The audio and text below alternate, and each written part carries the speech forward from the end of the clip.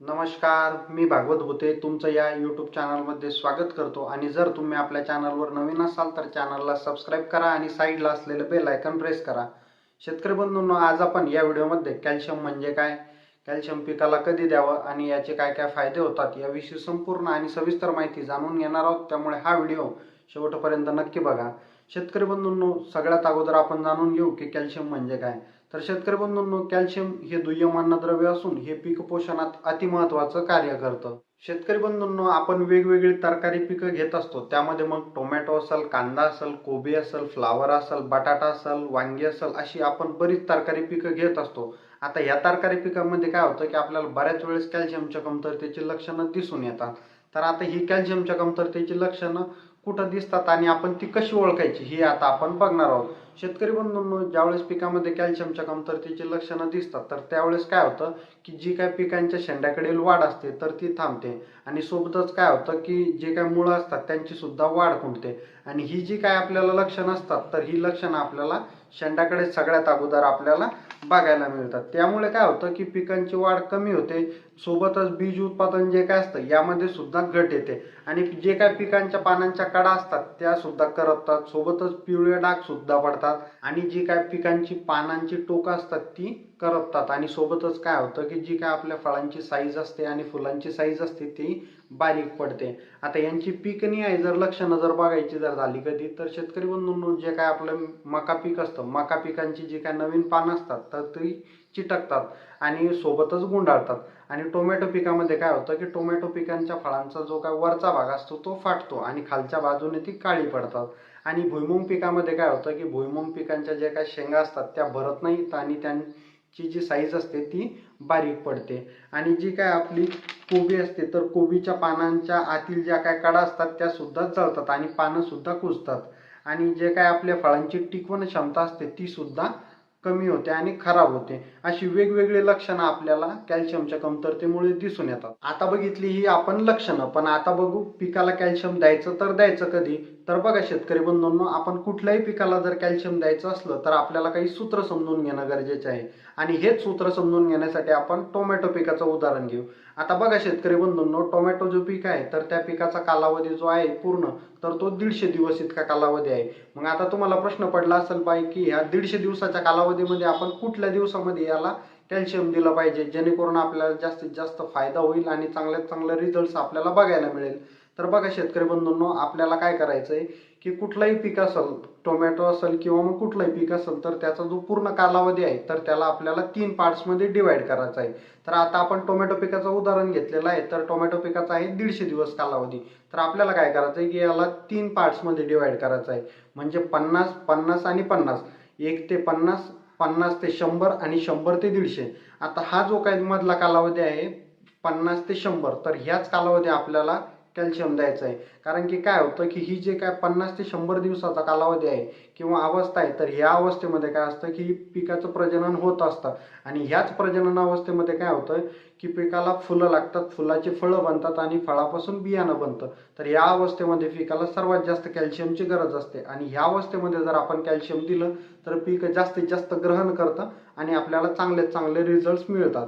आता तुम्ही म्हणत असाल की बा मग आपण इतर अवस्थेमध्ये नाही देऊ शकत का. तर निश्चित देऊ शकतो. जी काय पहिली अवस्था असते त्या अवस्थेमध्ये सुद्धा आपण देऊ शकतो. पण काय होतं की जी काय मधली अवस्था असते या मधल्या अवस्थेमध्ये जास्त आवश्यकता असते. आणि मधल्या अवस्थेपेक्षा जी काय पहिली अवस्था असते 1 ते 50 या अवस्थेमध्ये कमी गरज असल्यामुळे पाहिजे तसे रिझल्ट्स आपल्याला मिळत नाही. त्यामुळे आपण जास्तीत जास्त ही जी काय मधली अवस्था असते 50 ते 100 दिवसाची अवस्था किंवा 50 ते 100 दिवसाचा कालावधी या कालावधीमध्ये जर दिलं तर आपल्याला चांगल्यात चांगले रिझल्ट्स मिळतात. आता परत आपण दुसरं उदाहरण घेऊ. आता बघा दुसरं उदाहरणामध्ये आपण कांदा पीक घेऊ. आता कांदा पिकाचा जो काय कालावधी आहे शेतकरी बंधूंनो तर तो कालावधी आहे 120 दिवसाचा. आता या 120 दिवसाच्या कालावधीमध्ये जर तुम्हाला समजत नसेल की आपण या पिकाला कॅल्शियम कधी द्यावं तर बघा सिम्पली काय करायचं आहे आपल्याला की जो काही 120 दिवसाचा कालावधी आहे त्याला 3 पार्ट्समध्ये डिवाइड करायचं आहे. म्हणजे 3 पार्ट्समध्ये याला जर आपल्याला डिवाइड करायचं म्हटलं तर आपण याला पहिले 40 दिवस, दुसरे 40 दिवस आणि तिसरे 40 दिवस म्हणजे असं आपण याला डिवाइड करून घेऊ. आणि ही जी काय मधली अवस्था असते 40 ते 80 दिवसाची कालावधीची अवस्था, तर ह्या अवस्थेमध्ये आपण याला कॅल्शियम दिलं पाहिजे. या अवस्थेमध्ये का दिलं पाहिजे, तर काय होतं शेतकरी बंधूंनो, जी काय 40 ते 80 दिवसाची कालावधीची अवस्था असते, तर ह्या अवस्थेमध्ये जो काय कांदा असतो तर याचे कंद बनायला सुरुवात होते. आणि ज्यावेळेस कांदा पिकाचे कंद बनत असतात, तर कंद बनत असताना कांदा पिकाला जी काय सर्वात जास्त आवश्यकता असते तर ती कॅल्शियम या अन्नद्रव्याची आवश्यकता असते. म्हणजे जी काय मधली जी काय अवस्था असते 41 ते 80 दिवसाची अवस्था, या अवस्थेमध्ये कांदा पिकाला कॅल्शियमची आवश्यकता असते. मग ह्यावेळेस जर आपण कांदा पिकाला जर कॅल्शियम दिलं तर ते कांदा पीक जास्तीत जास्त ग्रहण करून त्याचा आपल्याला चांगल्यात चांगला फायदा देतं. म्हणजे जो काय आपण त्याच्यावरती खर्च करतो तर त्याचा आपल्याला रिटर्न मिळण्यासाठी आपल्याला फायदा होतो. मग आता तुम्हाला प्रश्न पडला असेल की बा आपण या मधल्या अवस्थेमध्ये कांदा पिकाला कॅल्शियम दिलं पाहिजे, तर आता देण्यासाठी हे द्यायचं तर द्यायचं कसं, हे ड्रिपने द्यायचं की फ्लडने द्यायचं की नेमकं फवारणीतून द्यायचं. तर बघा शेतकरी बंधूंनो, जी काय आपल्याला कॅल्शियमच्या कमतरतेची लक्षणं दिसतात तर ती आपल्याला पानांवरती दिसतात.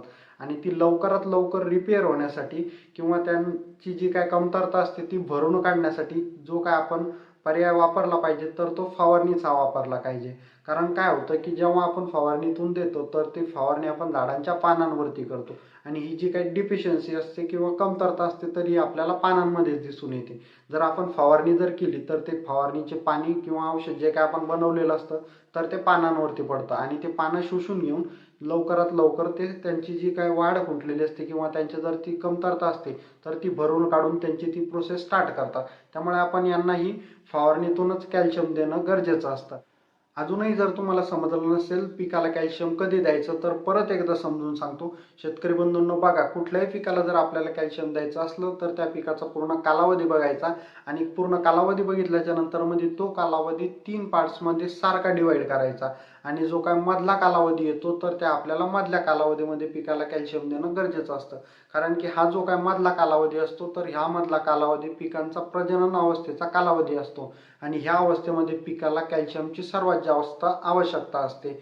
आता बघू कॅल्शियमचे पिकाला फायदे. शेतकरी बंधूंनो, कॅल्शियम काय करतं की पिकाच्या ज्या काही पेशी असतात त्यांना मजबूत करण्याचं काम करतं. सोबतच जी काय पिकाची फलगळ होते, फुलगळ होते ती सुद्धा थांबवण्याचं काम करतं आणि जी काय पिकाची रोगप्रतिकारक क्षमता असते ती सुद्धा वाढवण्याचं काम करतं. सोबतच जी काय पिकाला उष्णतेपासून नुकसान होतं ते सुद्धा थांबवण्याचं काम कॅल्शियम हे करत असतं. आशा करतो ही सर्व माहिती तुम्हाला समजली असेल आणि जर व्हिडिओ आवडला तर लाईक करा आणि माहिती कशी वाटली नक्की कमेंट करून सांगा. चला भेटूया पुढच्या भागात. जय जवान जय किसान.